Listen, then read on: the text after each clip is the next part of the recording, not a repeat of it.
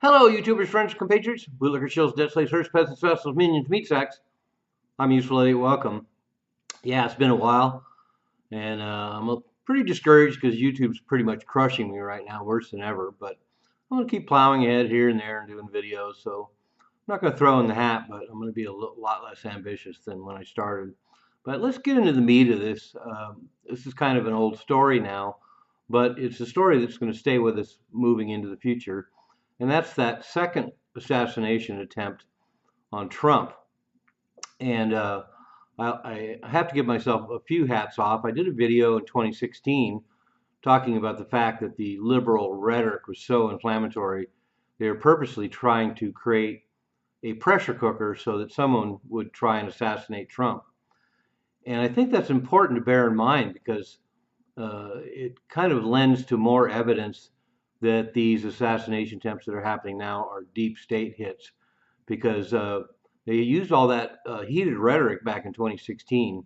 And for 4 years leading up to the election, nobody tried to assassinate Trump. Yet here we are, a couple of months, well, now a couple of weeks to this new election, and there's been two attempts on Trump's life. And I also did a video 3 weeks before the first assassination attempt on Trump, and I was talking about the fact that it seemed inevitable that there would be one last desperate attempt by the left, or the powers that be, rather, to have Trump assassinated, and there it did happen. So, but the point of this video, of course, is that the first Trump assassination attempt, when you look at all the details, it's clearly a deep state hit that failed.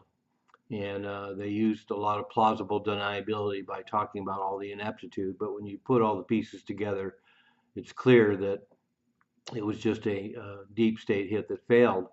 And this second assassination attempt on Trump is almost exactly the same.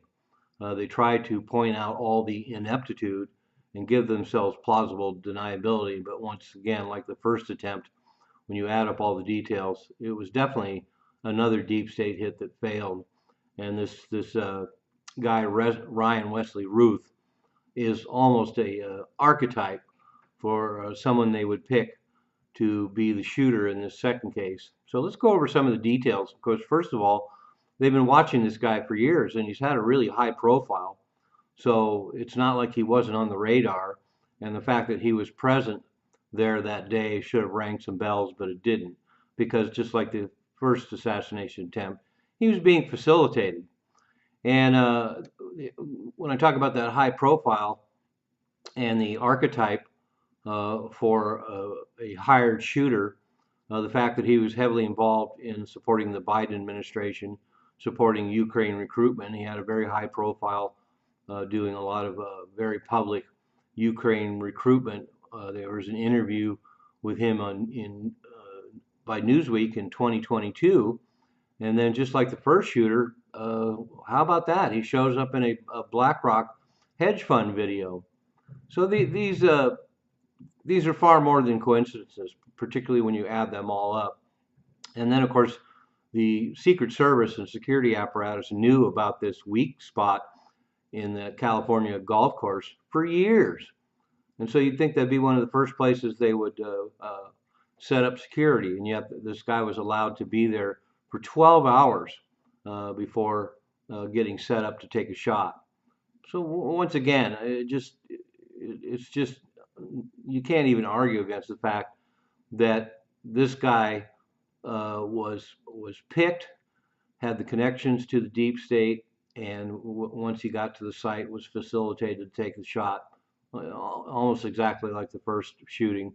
The guy had an incredible criminal record, including possession of weapons of mass destruction, and he also had a self-published book on World War III, and he just and also had a social media site.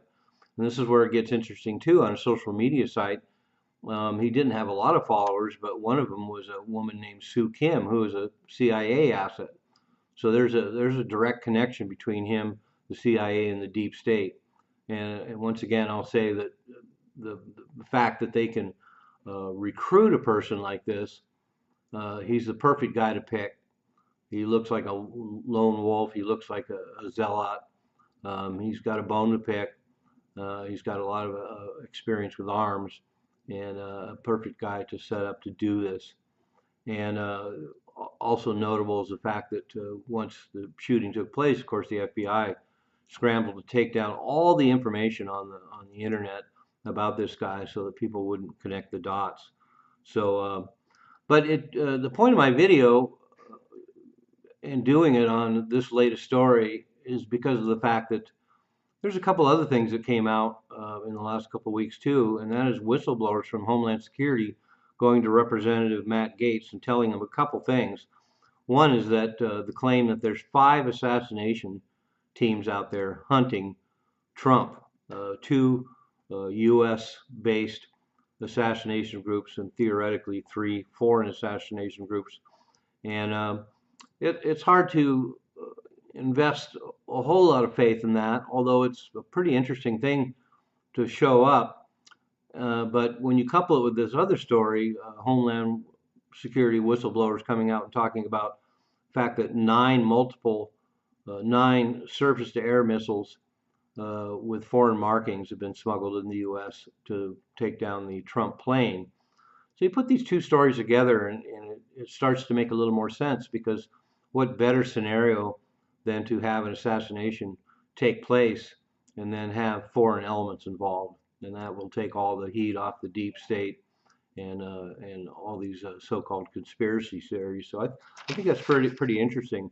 But the bottom line for me is that we're 2 weeks away from the election. It looks clearer and clearer that Trump is going to win, and they've got 2 more weeks to get another hit in. And that's problematic in some respects because of the fact that if another assassination attempt took place, it would be more and more obvious that there's the left and the deep state are involved in this. But the other thing is they don't always use a lot of logic and thinking in these processes because they're really desperate.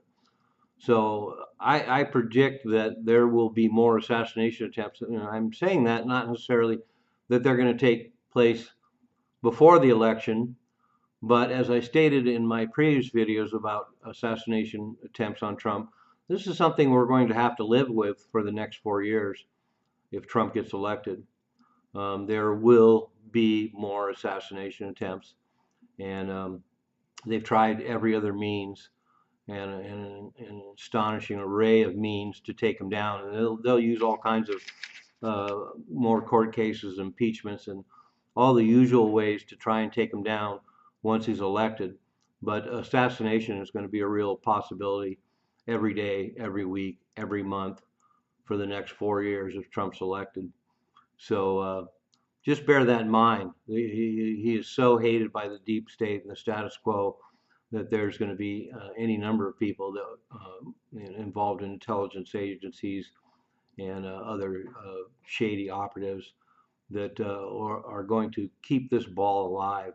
And so it's unfortunate that Trump's going to have to live with that for 4 years, so to speak, because it will happen. I guarantee it. I'm a useful idiot. Don't you be one too.